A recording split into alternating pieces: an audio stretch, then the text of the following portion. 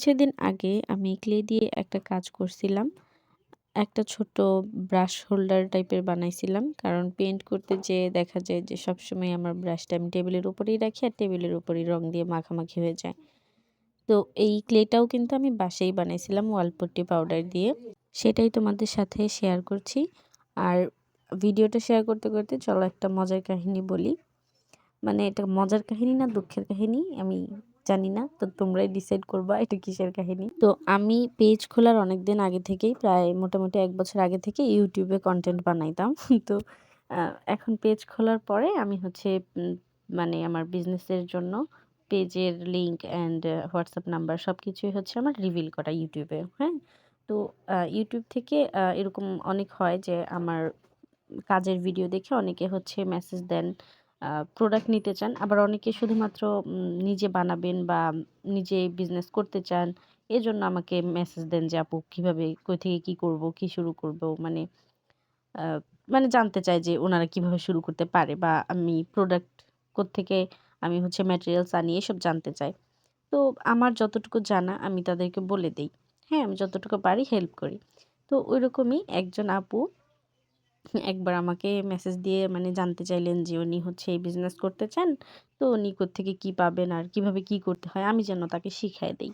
এখন একটা ৫-১০ মিনিটের কনভারসেশন এ বা কলে হচ্ছে কতটুকুই বা শিখানো সম্ভব।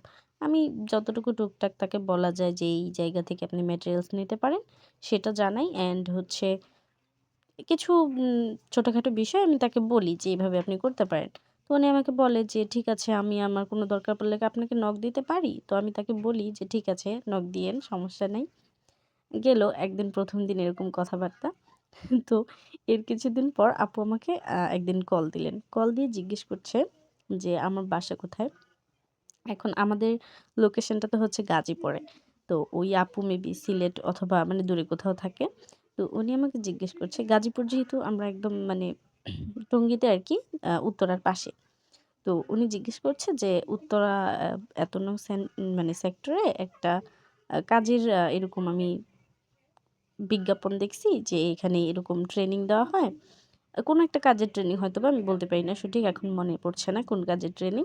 বলতেছে যে ওই কাজের ট্রেনিং দেওয়া হয়। দেখলাম বিজ্ঞাপন, এটা কি সত্যি কিনা? তো আমি বললাম যে, "আপু আমি কিভাবে বলবো? আমি তো আর উত্তরা থাকি না। আর থাকলেও বা কোথায় কোন কাজের আপনি বিজ্ঞাপন দেখছেন সেটা সত্যি কি মিথ্যা সেটা আমি কিভাবে বলব?" তো উনি রীতিমতো আমাকে বলতেছে যে, "না আপনি যেখানে থাকেন আপনি এর আশেপাশের জায়গার খোঁজ থাকবে না? আপনি খোঁজ রাখবেন না? মানে আপনার তো জানার কথা যে আপনি যেহেতু গাজীপুরে থাকেন, উত্তরার পাশে যেহেতু থাকেন আপনার জানার কথা যে ওইখানে এটা মানে এটা ফেক নাকি ট্রু?" মানে সিরিয়াসলি ভাই মানে আমি ওইখানে আমার হচ্ছে নাম্বারগুলা রিভিল করা কিসের জন্য? WhatsApp এ নাম্বারগুলা রিভিল করা হচ্ছে যেন হ্যাঁ, কেউ ওই YouTube থেকে ভিডিও দেখে অর্ডার করতে চাইলে।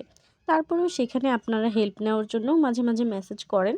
তো আমি যতটুকু সম্ভব সেটা আপনাদেরকে হেল্প করি।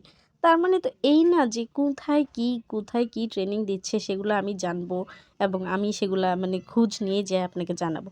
তো আমি বলতেছি যে, "না আপু আমি জানি না।" পরে বলে, "হ্যাঁ, হতে পারে আপনি যদি বাসা থেকে একদম না বের হন তাইলে হয়তো জানবেন না।" মানে সিরিয়াসলি এখন মানে তার কথা শুনে এমন একটা ভাব মনে হচ্ছিল যেন আমি বের হয়ে যেয়ে খোঁজ নিয়ে এসে তাকে জানাই যে, "হ্যাঁ আপু এটা সত্যি কি এটা মিথ্যা।"